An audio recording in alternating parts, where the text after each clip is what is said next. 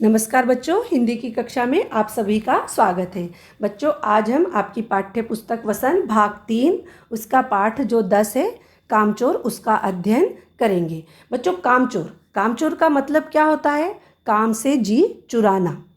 आ गया मतलब समझ में कि कामचोर का मतलब होता है काम से जी चुराना, जिसकी लेखिका है इस्मत चुगताई। तो सर्वप्रथम बच्चों हम लेखिका परिचय देंगे कि लेखिका का जन्म कहाँ हुआ था। तो बेटा, लेखिका इस्मत चुगताई का जन्म 15 अगस्त सन 1915 को बदायूं उत्तर प्रदेश में हुआ था। इनका बचपन ज़्यादातर जोधपुर में व्यतीत हुआ था। इनके पिता एक सिविल सेवक थे। यह अपने परिवार की सबसे छोटी सदस्य थी।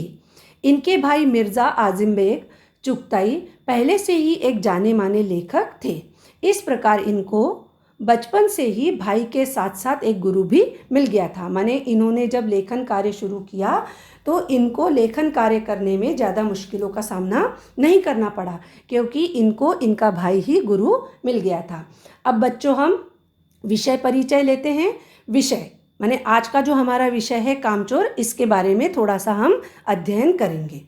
तो यहाँ पर लेखिका हमको यह बताना चाह रही है कि जीवन में सफलता के शिखर पर पहुँचने के लिए प्रत्येक व्यक्ति को अपने कार्य स्वयं ही करने चाहिए, क्योंकि स्वयं कार्य करने से हमारे कार्य कौशल में वृद्धि होती है और मनुष्य के अंदर छिपी आलस्य की भावना का विनाश होता है।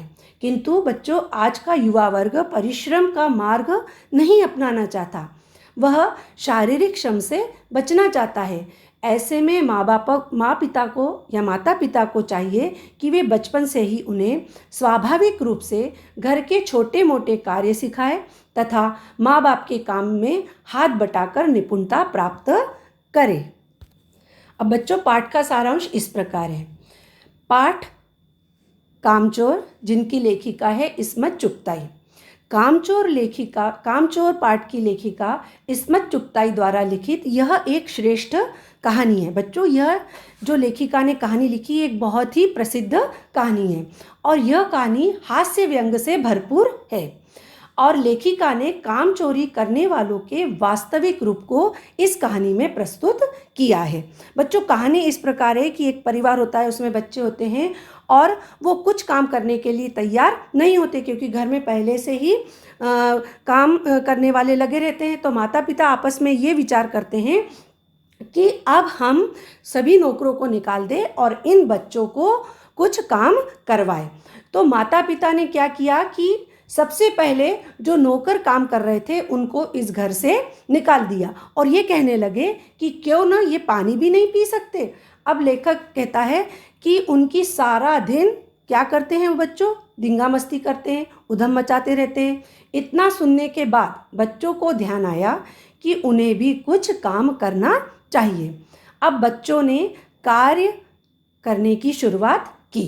सबसे पहले उन्हें पानी पीने की शुरुआत की, अपने हाथ से पानी पीने लगे और जैसे ही वो पानी के मटके के पास गए, वहाँ पर क्या होने लगा? बहुत घमासान युद्ध हो गया। मटके और सुराइयाँ जो थी इधर उधर जा गिरी। सब बच्चे पानी से क्या हो गए? गीले हो गए। अम्मा ने सोचा, माने उनकी माताजी ने सोचा, यह भला काम करने पर अब्बा ने फरमान जारी किया, जो काम नहीं करेगा उसे रात का खाना नहीं मिलेगा। बच्चों द्वारा काम करने के बारे में पूछने पर उन्होंने फर्शी दरी साफ करने के लिए फिर बोला पौधों को पानी देना, आंगन का कूड़ा साफ करना, बच्चों को तनख्वाह का लालच भी दिया। माने माता पिता ने ये सब काम करने के लिए उन्हें थोड़ा सा पैसे का लालच दिया।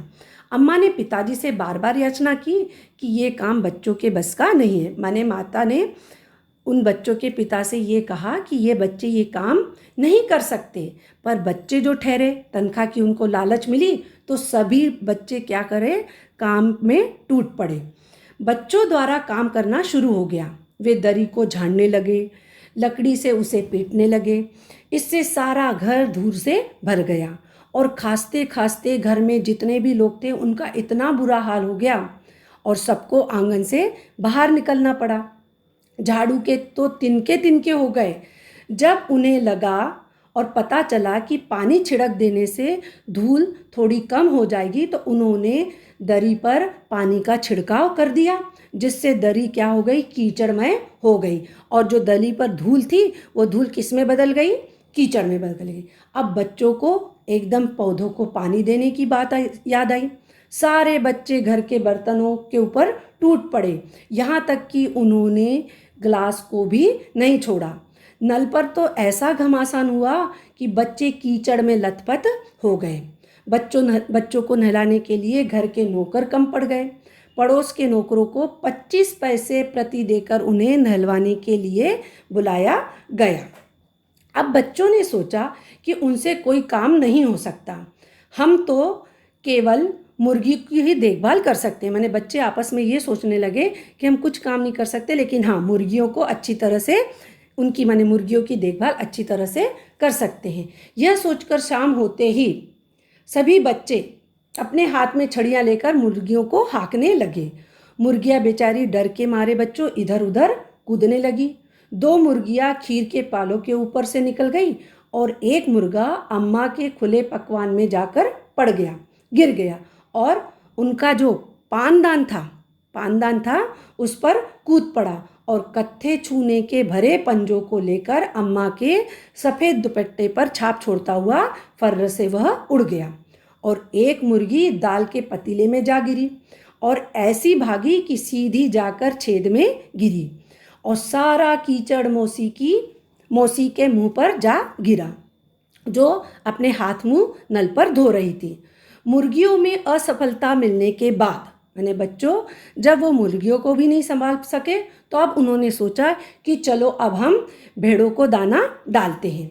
सारे दिन भूखी भेड़ें खड़ी थी, तो सारे दिन की भूखी भेड़ें दाने की ओर इस तरह दौड़ी कि उनका भागना कठिन हो गया।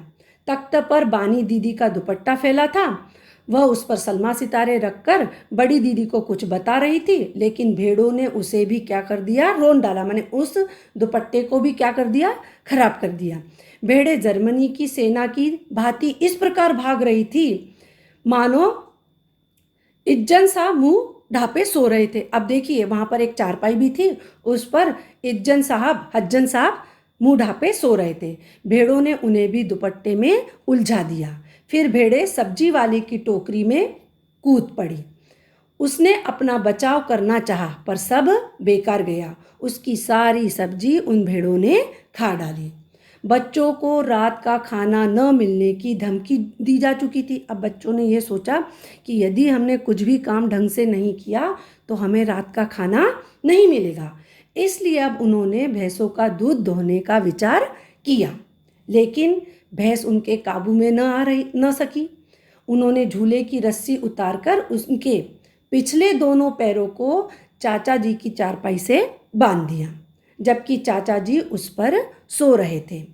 अगले 2 पैर बांधने की कोशिश जारी थी कि भैंस चौकन्नी होकर चारपाई सहित भाग गई। अब जैसे ही चारपाई सहित वो भैंस भागने लगी और जाकर वो पानी के ड्रम से टकराई।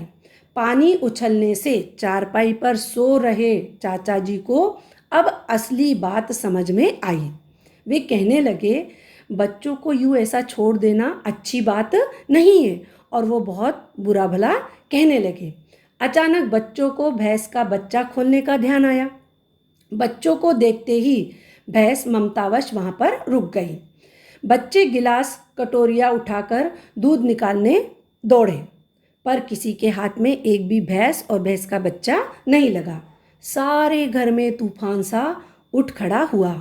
सारे घर में मुर्गियाँ, भेड़ें, टूटे हुए तसले, बाल्टियाँ, लोटे, कटोरे और बच्चे थे। माने पूरा घर उनका तहलका मच गया था। चारों तरफ तितर बितर सामान पड़ा हुआ था। मुर्गियाँ बाग में भेजी गई, वो बच्चों को बाहर भेजा गया। तरकारी वाली को उसका नुकसान पूरा किया गया। माने इतना सब होने पर माता पिता ने जो जो नुकसान हुआ था उन सब का नुकसान उन्होंने पूरी भरपाई की। अब घर की हालत देखकर अम्मा ने मायके जाने की धमकी दी। यह देखकर अब्बा ने सभी बच्चों को नसीहत दी। माने अंत में जो उन बच्चों के अब्बा थे उन्होंने सब बच्चों को नसीहत दे दी। क्या नसीहत दी कि यदि किसी ने किसी भी काम को हाथ लगाया तो रात का खाना नहीं दिया जाएगा। बच्चों ने भी यह प्रण कर लिया कि अब चाहे कुछ भी हो जाए वह इस जगह से हिलेंगे नहीं और पानी भी नहीं पिएंगे।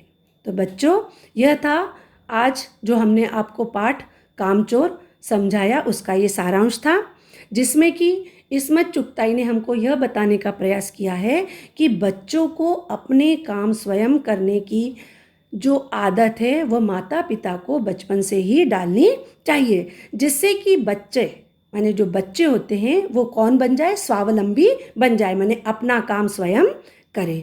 तो बच्चों, आज हमने आपको कामचोर पाठ कहानी का सारांश समझाया। आशा करती हूँ कि आपने इस पाठ को अच्छी तरह से समझ लिया है। तो बच्चों, इसके कुछ शब्दार्थ हैं जो मैं आपको बताना चाहती हूँ। ज्ञान, ज्ञान का मतलब होता है जानकारी देना। दूसरा है इसका शब्द बच्चों दबेल, दबेल का मतलब होता है दब्बू। घमासान का मतलब होता है घोर भयानक। दड़बा माने होता है जहाँ मुर्गियों को रखा जाता है। बैनकेल माने होता है बिना नकल के।